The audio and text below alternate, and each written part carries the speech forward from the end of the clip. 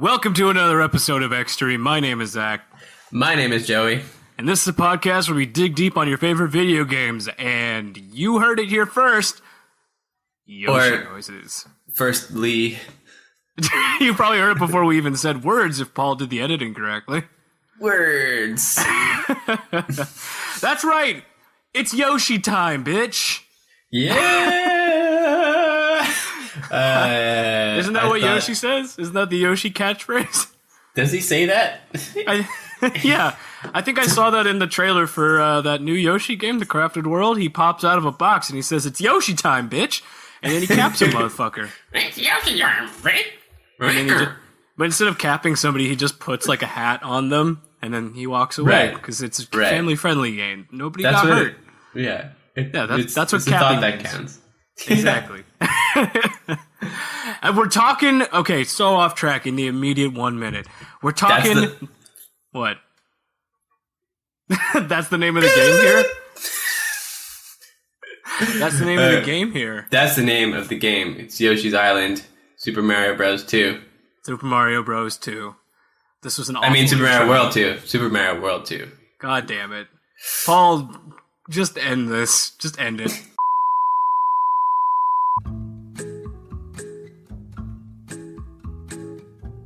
All right, we got that out of our systems. Let's dig into the actual game. Okay, released in 1995 and published by Nintendo, Super Mario World 2 Yoshi's Island was not as successful, surprisingly enough, as the first Super Mario World, but successful in its own right. Yeah. And still good. Still a good game. It's just so overshadowed by the first one, I guess. That's the thing. I mean, it's kind of like the first Super Mario Brothers versus the Super Mario Brothers 2, you know? It's always going to be the first one that people remember the most. Usually sequels in any medium are really overlooked unless they are fucking fantastic, which is very hard to beat because of the expectations set by the original. Yes. Well, either way, it's a good game. I remember enjoying it as a kid. What did you think of it as a kid? I loved it. I was like, my first time playing it, I was like, oh, this is like Yoshi. It's going to be shitty and it's like not going to be as good as the first one. And then I grew to love it very quickly. Right, because in the initial Super Mario World, you do get exposed to Yoshi, but in a very ancillary way. Uh-huh. So it's like, oh, this game is going to be starring that, but that was like, it was fine, I guess. Yeah, that was just like part of it. Yeah, it's like, what about the Mario? I want to do the Mario things.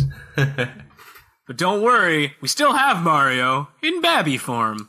Yay! Is this the first sight of Baby Mario? This is the first instance of Babby Mario. You are correct, sir. Ooh. And not just that, but first instance of Babby Luigi. True. So let's just jump into the story here, because I'm kind of already spoiling it for a game that was released in 1995. Okay. We should have like a thing. Everybody loves to say spoiler alert, but if it was released over 20 years ago, you need to chill. Yeah, it's basically part of the public domain already. Yeah, right? I think that's how that works. Yeah. Unless Disney has any say in it. Not yet. No, not yet. Dun dun. But who knows? Jeez. So the story goes that a stork was carrying a baby Mario and baby Luigi to their parents, who we never actually see. But I would be very curious to know who they are.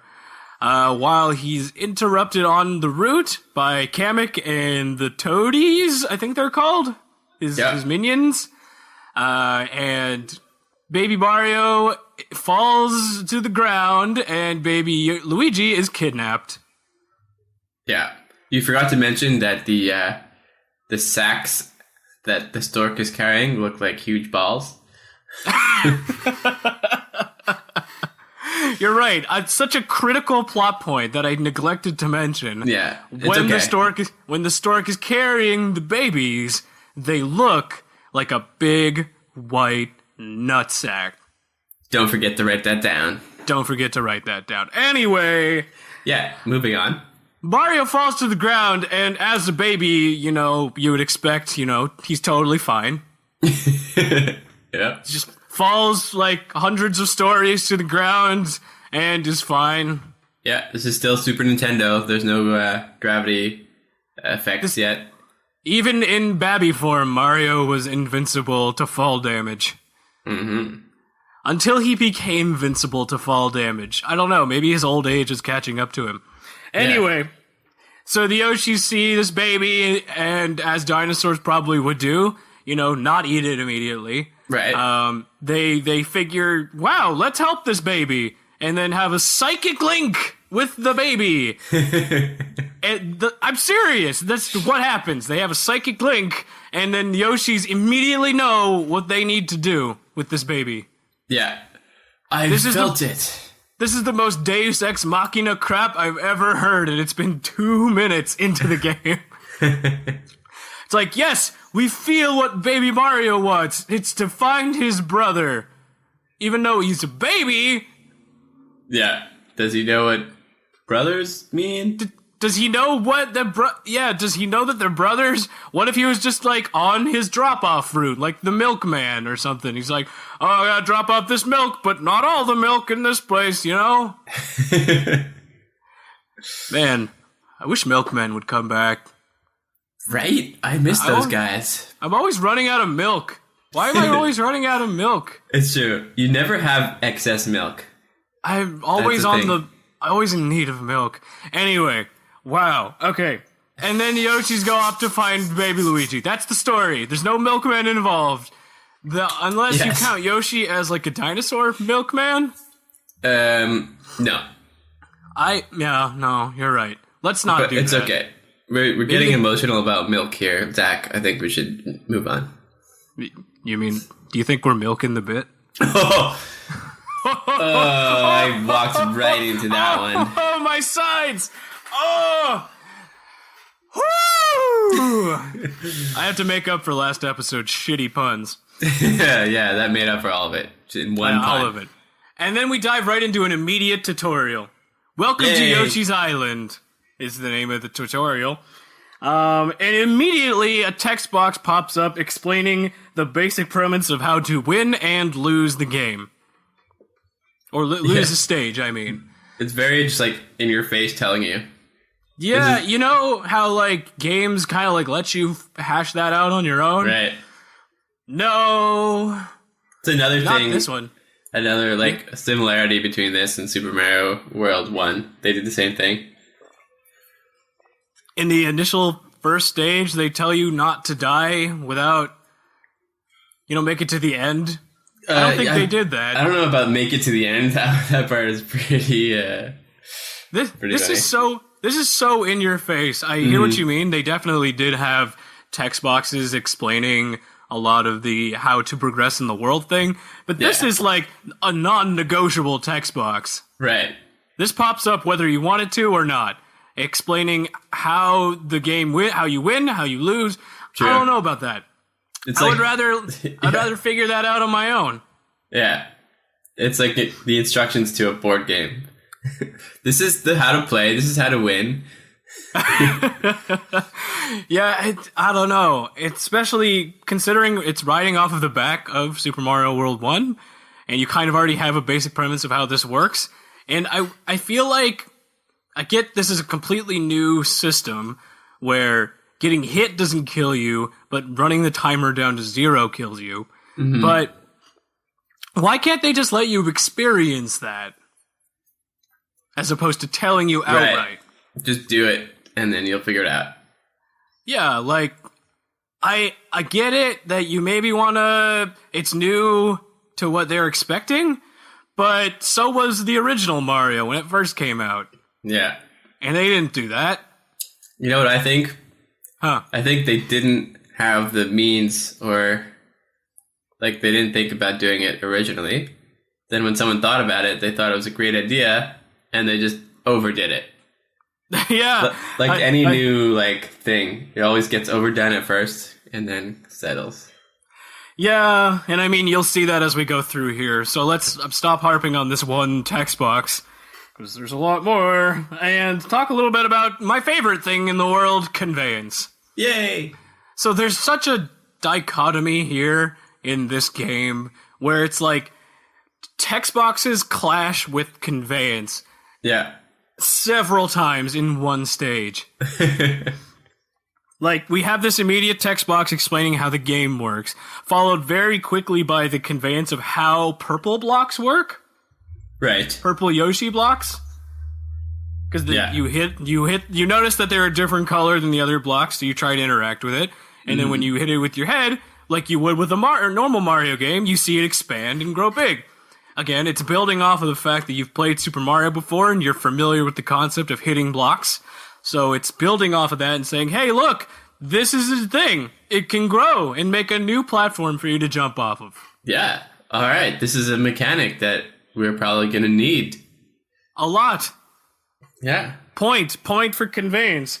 And then, right after, we have point for text box, because it explains the concept of hovering, which I don't think it needed to do, because at the same time, it also has the trail of coins that is usually used to convey that a thing is possible. Yeah. So, it's like, again, opposing idea here. Are you gonna tell them outright that you can hover, or show them by letting them know there's a string of coins here, you can get all of them, there is a way to do this? Yeah. Anyway. Choose one. It's gonna be like this for a while. Just this constant back and forth. Right. World 1, for sure. All that shit. This isn't even World 1, we're in tutorial world. Then it conveys these bubble jump things. These jump bubbles, whatever you call them. By showing arrows pointing up, a trail of coins leading upward, like arrows pointing up. I don't know if this counts as conveyance or beating you over the head.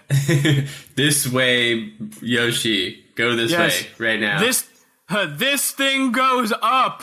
You need to go up.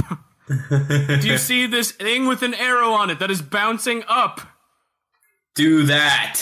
Do the up. It's just, it beats you over the head with the mechanic. I don't know if it's conveyance per se. It's like conveyance, but it's like the text box version of conveyance. Yeah, basically. Because it's like, just... Yeah, go on. It's like they're doing as much for you as possible without telling you. But it's basically telling you. Exactly. The one thing it's not doing is using words. Right. But it's literally doing everything else aside from that. Yeah. And then, anyway, you keep moving on here and it ends the stage. You just kind of keep moving to the right and booyakasha. You're done with the intro. Yeah. And now we move on to 1-1, and I'm going to take a 1 break. Wait.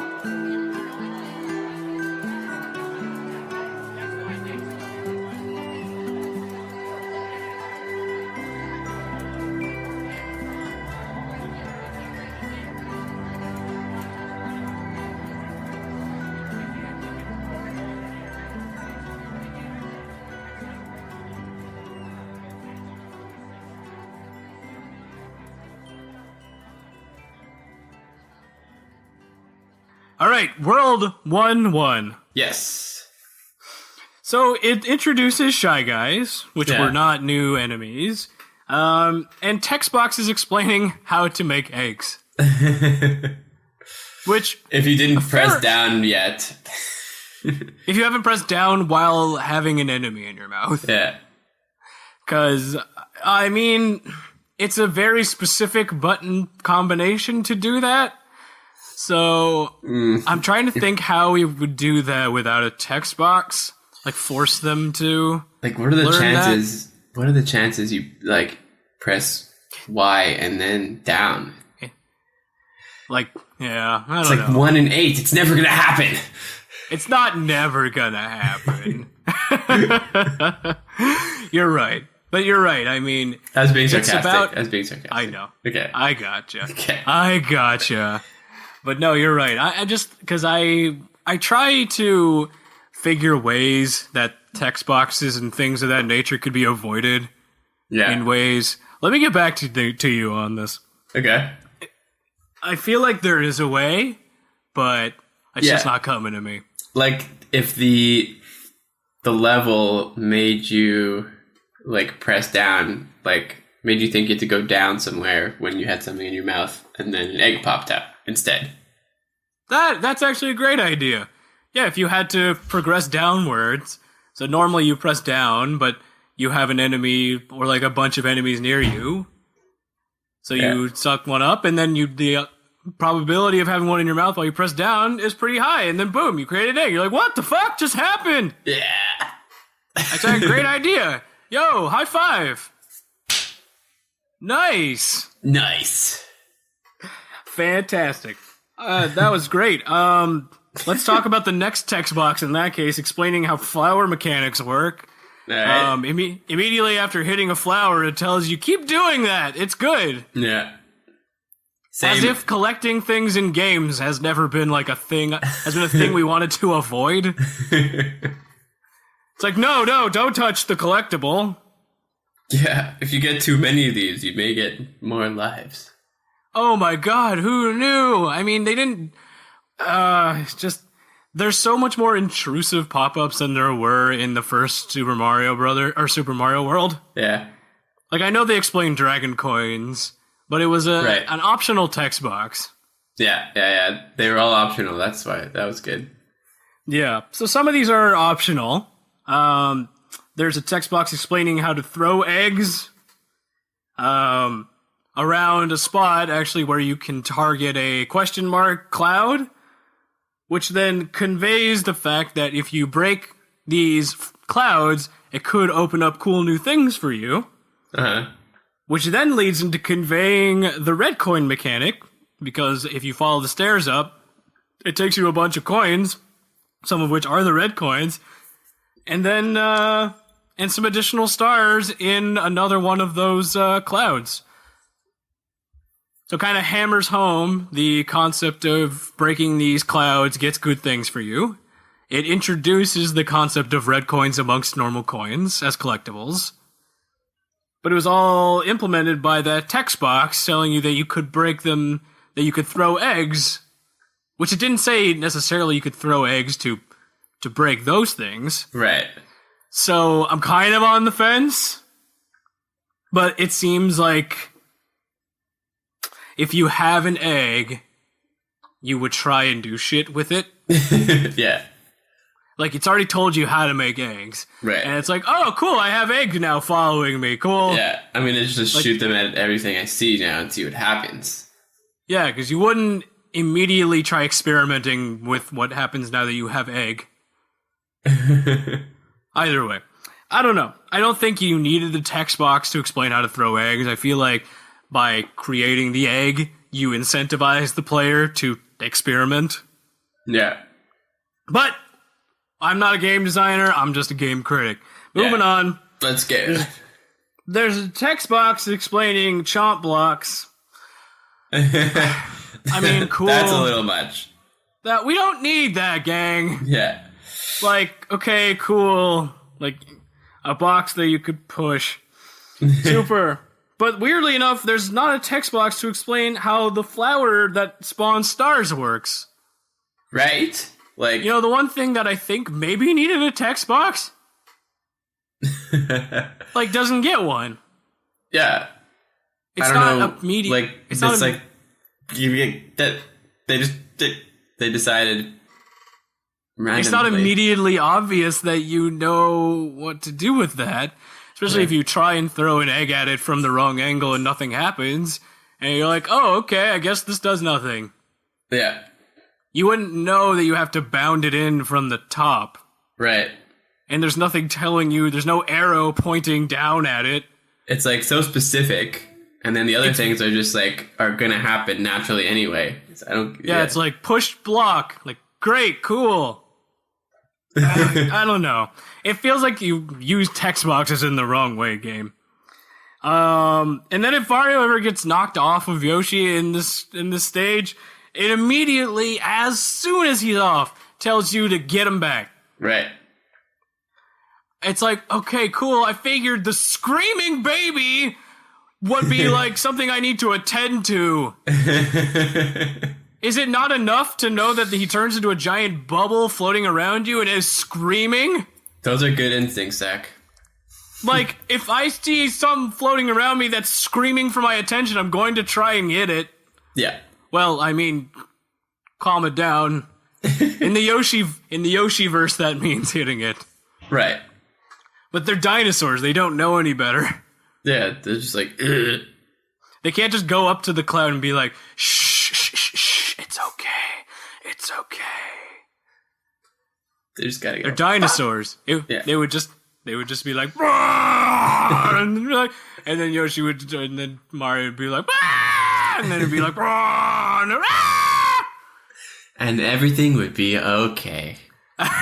The end. No, not the end. We keep going. Yes. So, and then there's a bit of conveyance that shows the infinite enemy pipe spawning mechanic. Yeah. They'll just keep coming no matter how many you get rid of, and they are completely there to just help refill your egg count. Right. So you can just, yeah, it's a good way because it doesn't outwardly say like, use these pipes to refill your egg counter. It just lets you know like, hey, they're not gonna stop coming out of here. So maybe, you can use the enemies to fill up your egg counter because, you learned how to make eggs before. Yeah, see how many you could carry. Yeah, and it's building off of what you've already learned through text box, I guess. And then wait a minute. So it conveys how flower platforms work by, showing that the flower petals are standable. Mm-hmm. But then, so something after that happens that I wanted to address is there's a text box explaining how red coins work. Like later on. But we already encountered red coins because you made us encounter them by blowing up the cloud and getting up to that path with the red coins. Right. Why are we retreading the same ground? Huh. Good question. Sorry, go on. Didn't mean to interrupt. I was just like, good question. Maybe they didn't want to put too many things in the same screen. Maybe, but at the same time, you already explained it. You don't need to re-explain it. That's true. And then anyway, okay, so that's a bit weird. And then we have flipping Shy Guys for some reason near the end here. Yeah. I don't know why you convey them near the end of the stage, but okay. Why not? Sure. Yeah, I just felt like they needed to put them into the stage and just didn't know where. Yeah. So there's like, I don't know, put them into the end. All right. Just like, can we put them in like? It's like, can we just put them in another stage? Like, no. This stage. We have other plans for the other stages. And I want to see these Shy Guys do front flips, damn it.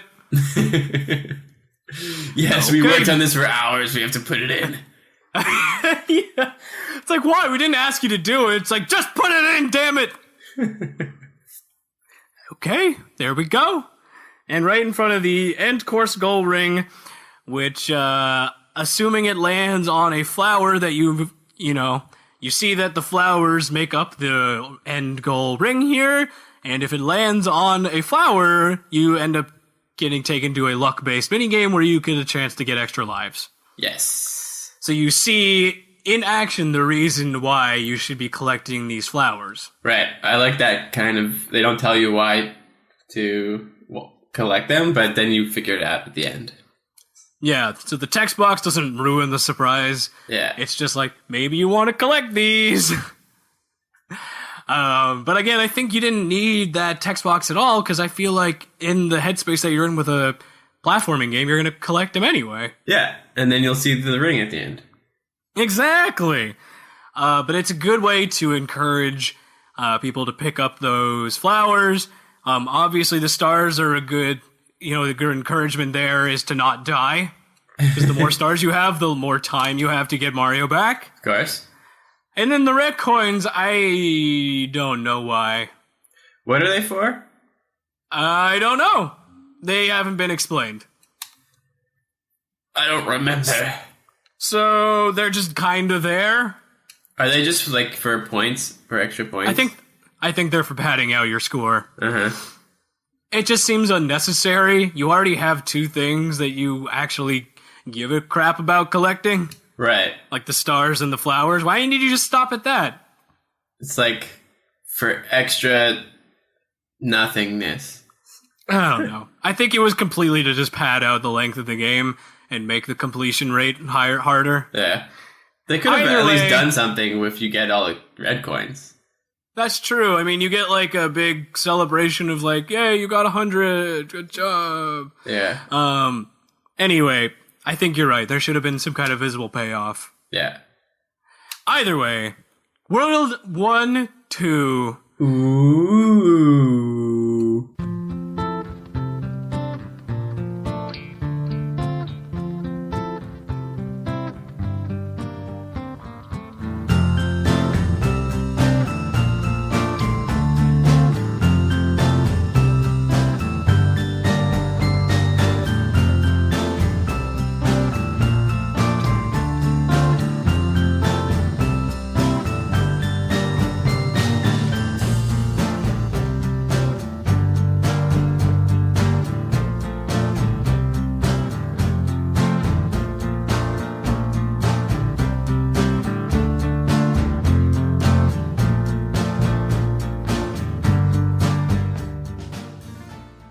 Welcome back. Yeah. Hey. 1-2.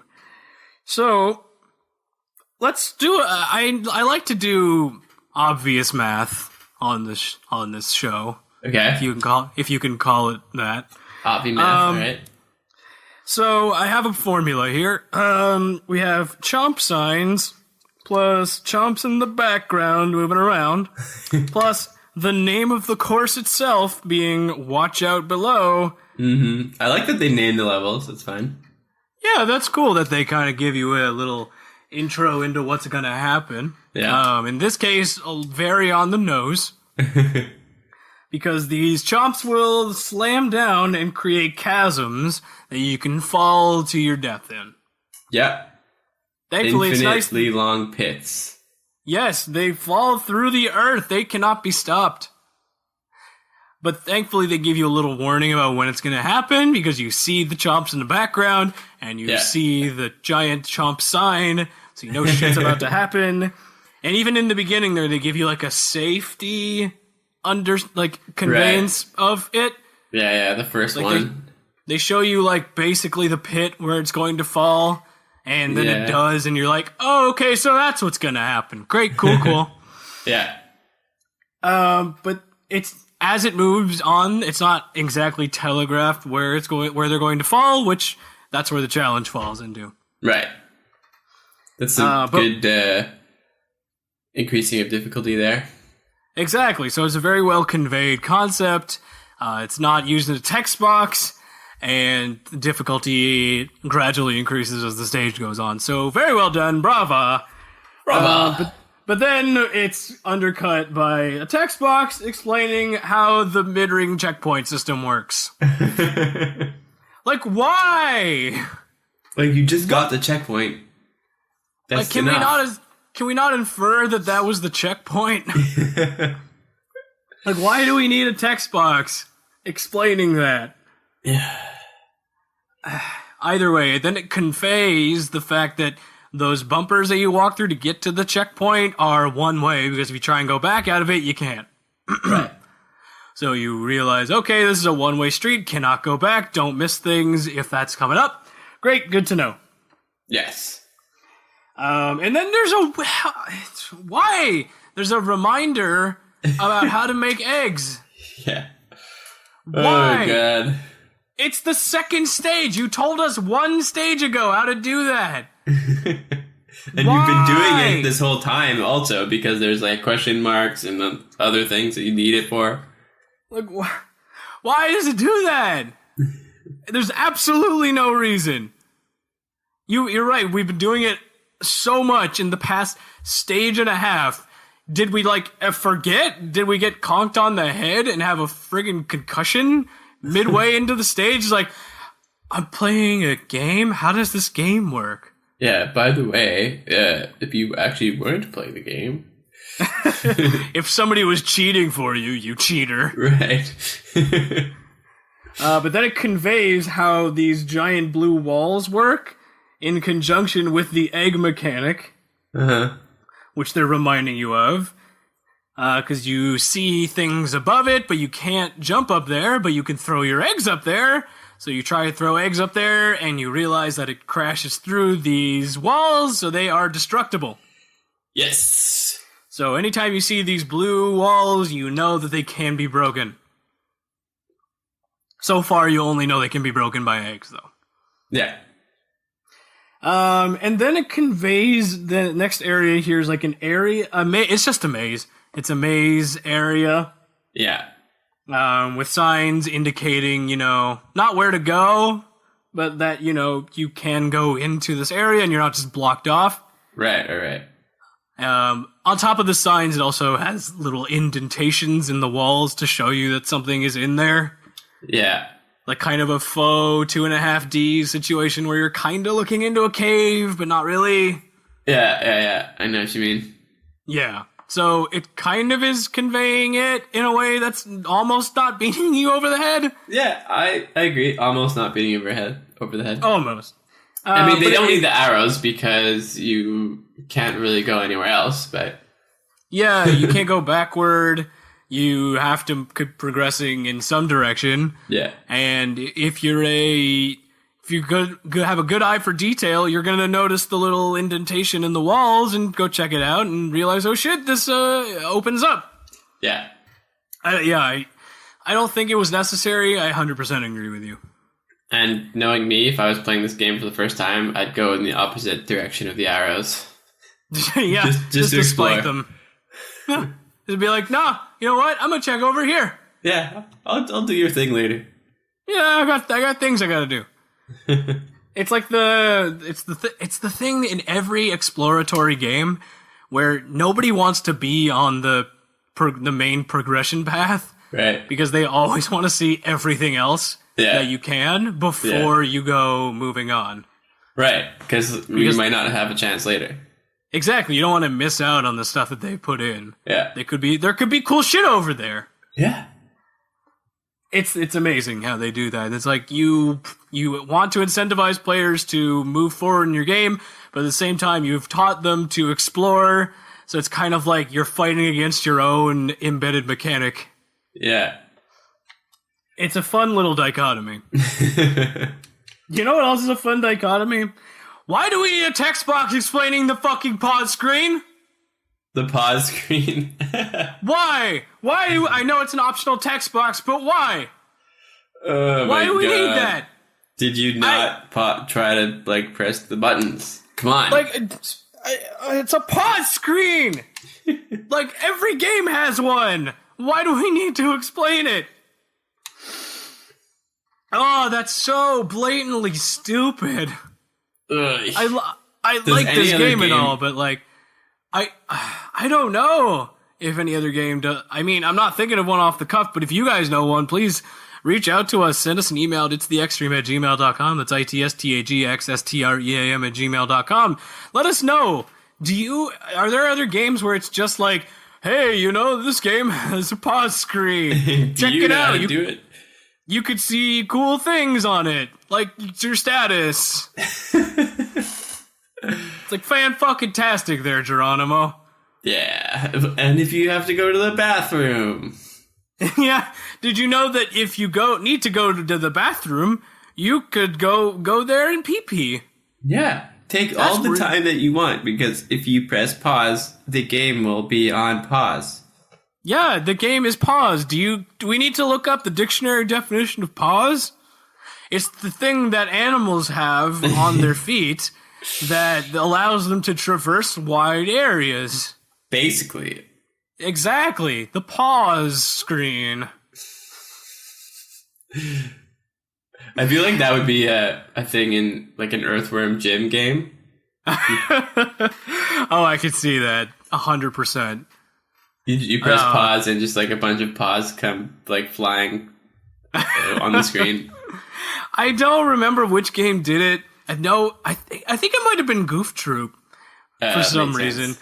But like when you paused it, it had like little paws dancing on the screen, like up and down. I don't know why in Goof Troop they made the joke, but you know what? You do you, game. Yeah. But then the text box that, again, I don't think 100% is necessary. The explanation of transforming into other things. Right. If I saw a giant helicopter in a bubble, again, I've probably lost Baby Mario at a point, and I know that he was in a bubble, and I could interact with the bubbles. Exactly. So why would I not just immediately jump at it? My thoughts exactly. You don't need to tell me. Let me just figure that out and be surprised that this is going to happen. Yeah, and you know what? This game has conveyed well enough already that the text box next to the helicopter is gonna just explain that. Exactly, you're right. It conveyed away text boxes. Yeah. Holy shit! Did it convey itself into oblivion? How did that? Wow! It like ate its own head. Oh my god, you're right. It's like the snake eating itself. The conveyance made you were conveyed to not have text boxes anymore because they're conveyed to be not helpful. Oh my god. That's why we don't like text boxes. Whoa. What? My mind! Gah! Paul, help! My brain's coming out of my ear. I just gotta push it back in 1 sec. Okay. It was squishy. Okay? Yeah. That was squishy. Okay. Anyway. Okay. Anyway. What was I talking about? Helicopters. Helicopters, they're fun. Try following the trail of coins, but also at the same time, there is a ton of arrows. Yeah. So again, why not pick one or the other? One or the other. We don't need both. It's like you're again beating you over the head with it. So, and then it leads you to the Yoshi block, which you end up just running into and realizing, okay, that's the end of that section. Great, cool. Now I know how to progress through these sections. Yeah. And then that's basically the end of the stage. Yeah, that's just a whole lot of helicopters through mazes. Yeah, and I mean the rest, there's just enemies and one more chomp at the end, but not really worth going into detail about. Yeah. Plus the fact that we're almost 37 minutes in, we still are on stage 2. Jesus! Oh my god! Paul, do a quick break so that we can catch our breath and keep moving on. Yes.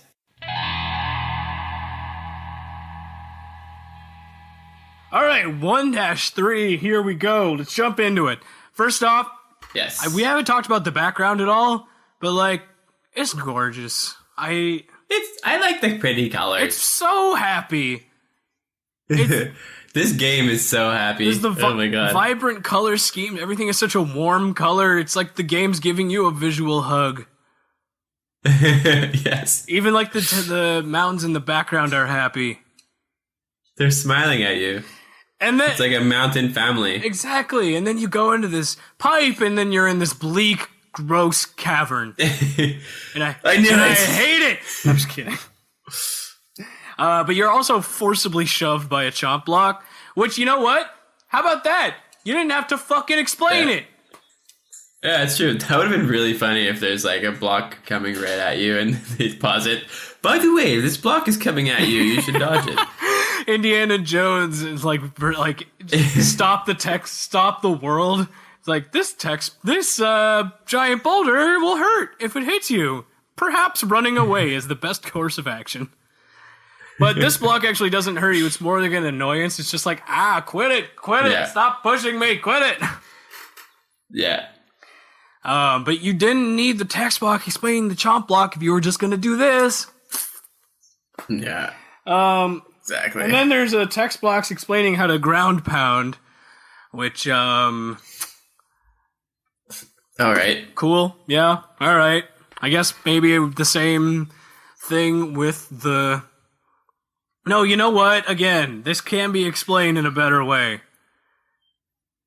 Just put them in a scenario where they have to jump up and then hit down to understand how that works. So maybe you need them to jump up to a platform, but there's an enemy. There's an enemy up there that you try to grab, but it's not easily grabbable with your tongue. But then let's try to grab down. And then maybe I don't know.